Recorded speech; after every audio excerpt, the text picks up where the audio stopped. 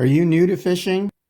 So you're getting ready to go fishing and you ask, hey, what kind of lures I should get? And you get some really good, honest advice on what kind of lures to use. And so your buddy says, oh, yeah, get this lure. Or the person at the tackle store says, yeah, they're really hitting these.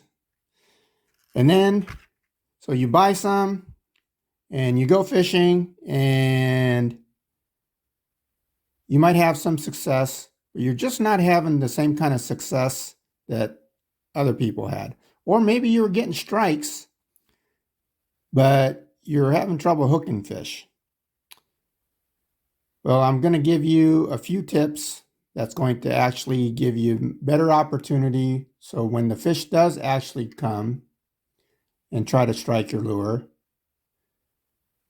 they're more likely to get hooked. I'm also going to give you another tip that's going to ensure that you don't actually take the action away that the lure was designed to have from the manufacturer. So here's an example. This is a brand new lure. Comes with some fancy looking hooks.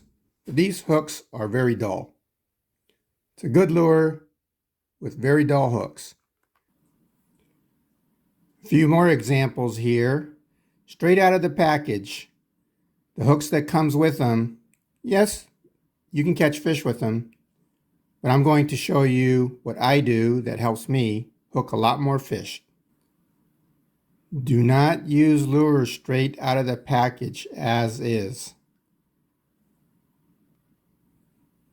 Here is an example of a lure that on the right has the treble hooks that came as is, and then on the left I've changed the hook out to a hook that is a lot higher quality. What's important is the sharpness of the hook. So at a minimum, you don't have to change hooks out necessarily if it came with good hooks. A lot of people just use the lure straight out of the package as is. Some people will take the time to go and sharpen their hooks with like a file as an example. And sharp hooks makes a big difference. But you can give yourself an advantage just by changing out the hooks to a better quality hook. There's all kinds of different makes and models.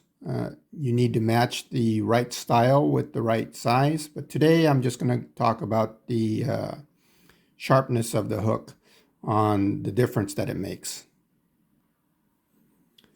One way to test the sharpness of a hook, some people will talk about sticky hooks. You just go and rub it up against your nail or lightly against your skin. You can feel this hook is very dull. So imagine if a fish comes up and hits it, he's going to have to hit it pretty hard and get that hook and you to set the hook before the hook will even start to penetrate. The difference here is with a sharp hook that's sticky, this hook starts to penetrate right away just by touching it. I'm not applying any pressure or anything. Just by touching it, it starts to stick. So what I would do with this one is I would put a new hook on it. You don't have to use a single Siwash hook like this. You could use a treble if trebles are legal in your area. But the sharpness of the hook is very important. So an example of a sharp treble hook, this right here. Right out of the package, they're sticky sharp. And I would use a hook like this on a smaller lure, like this one. Same thing, out of the box, these hooks are not sharp enough. Change it out and put a hook like this on it. And as soon as a fish touches it, you hardly have to set the hook at all because the hook is going to start to penetrate and give you an opportunity to actually hook that fish. Here is another example where I've changed out the hook. Otherwise, it looked like this. Came with a treble hook. In the package, it came with a Siwash hook. Looks good, but the hook is a lower quality, bends easier, and is not very sharp. You can sharpen those hooks with a file like I showed you. However, they don't stay sharp very long. Good quality hooks will stay sharp. Another tip.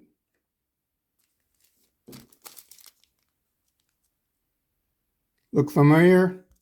Snap swivels. Do not put them on your lure directly unless you're using bigger lures, hardware type lures such as these spinners and stuff. Doesn't make as much difference, and it can actually help because these twist your line. But if you put a snap swivel like this onto a small lure like this, it actually impacts the action of the lure. The lure does not move as effectively. Here's another example of a snap swivel. This one's a ball bearing one.